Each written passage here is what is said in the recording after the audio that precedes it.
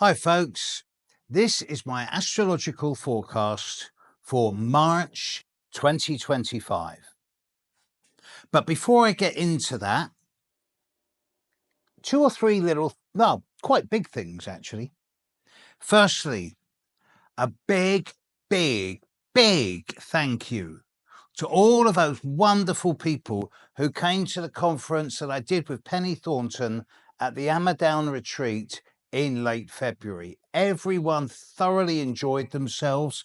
There was a lot of laughter, a great deal of learning, and 60 new people met 60 new friends from 13 different countries, 4 different continents, all united by their passion and love for astrology.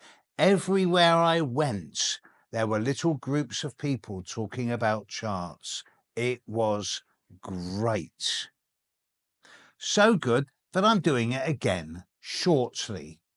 Big time this time.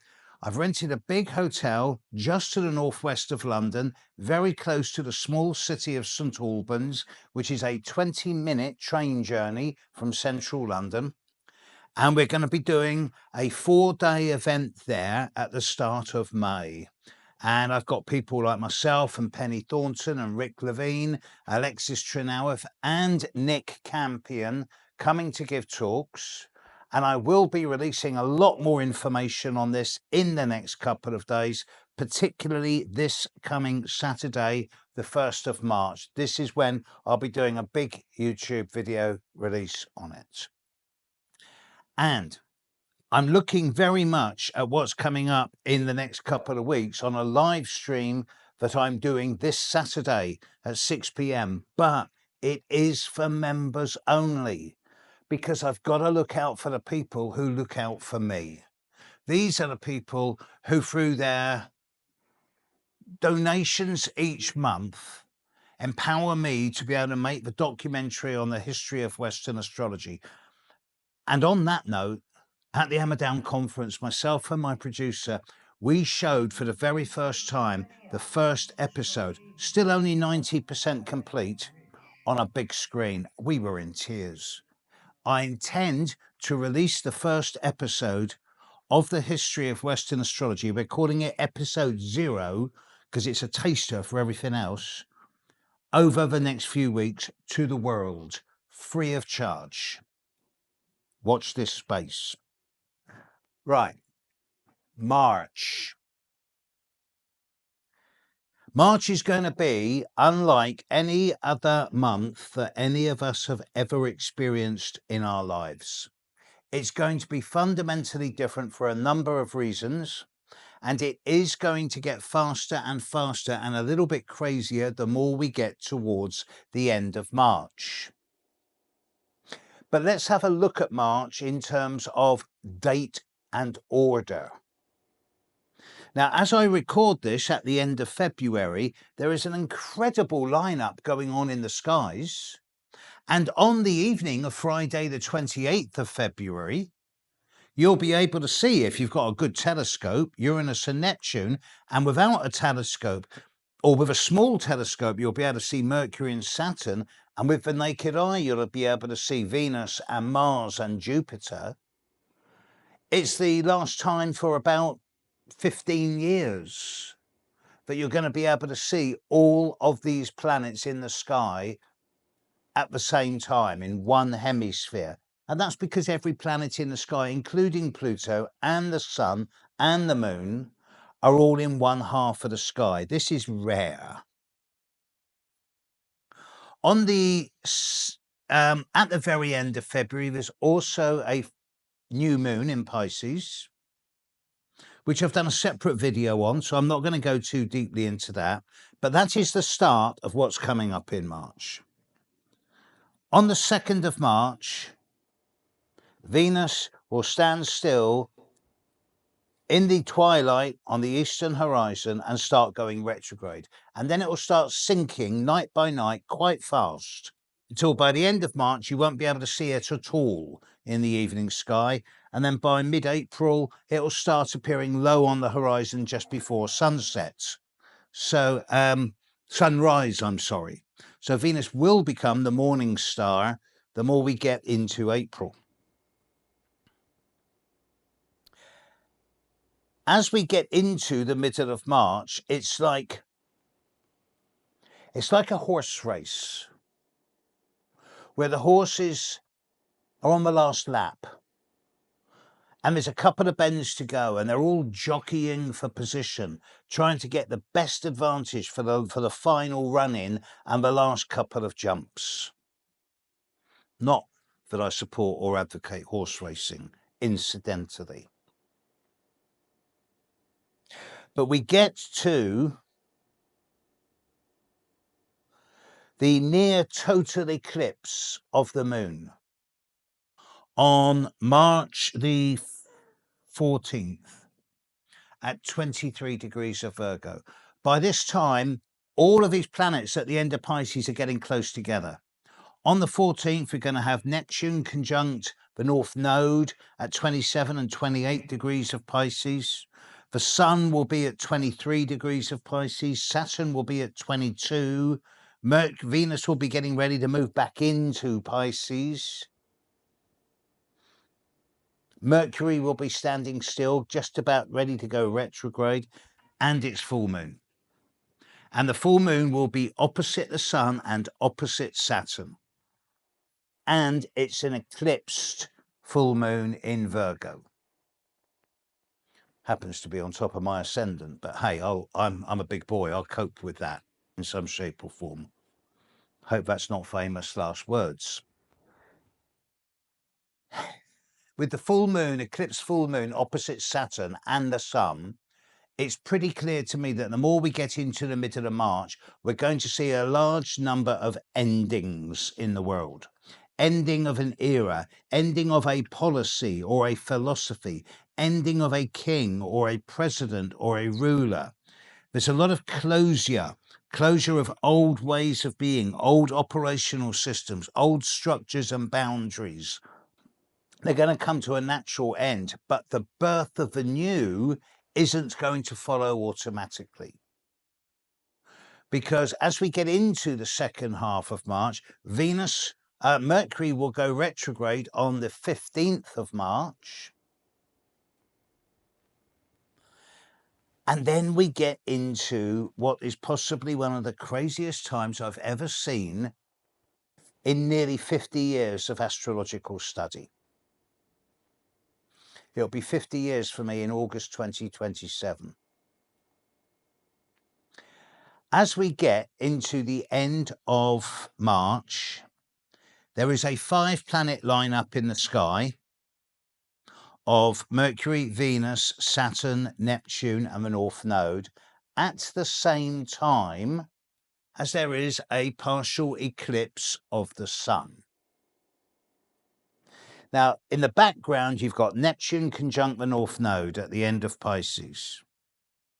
Neptune's about to leave Pisces after 14 years. This is going to lead to Neptune conjunct the North Node is really making a number of people question long-held and long-term philosophies and beliefs. The nature of the social order we live in is changing at a fundamental level. And this is being represented in some of the chaos we're seeing in international government, as well as the rapid downturn in church attendances and the development of much more spiritual practices for ourselves as individuals.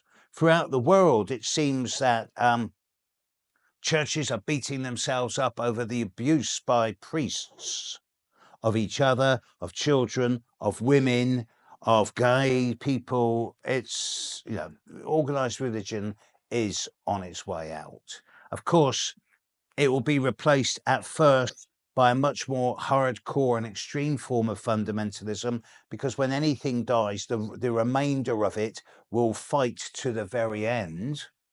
But even so, that's not a very long-term prospect. At the end of March,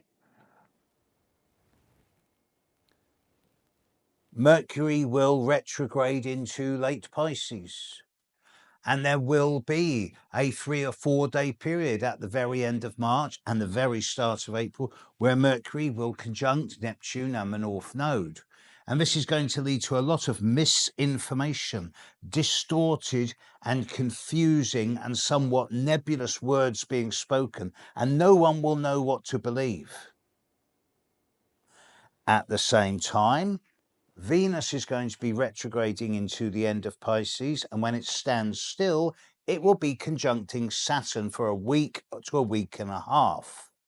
This is not as bad as it sounds. Venus and Saturn, when they're conjunct each other, I kind of like, the older I get, the more I like it. But it does point, with what else is going on, to a degree of financial and fiscal confusion. Now, I expect global currencies to be going through some type of meltdown as we get into the end of March. I'm already hearing that the BRICS, Brazil, Russia, India, China, South Africa, are about to pull out of the American dollar, which is maybe what America wants. But I do suspect that the more we get into the end of March, there's going to be some type of financial chaos, which isn't going to affect the little people like you and me, but is going to affect the very macro structure of financial existence as it has been up until now.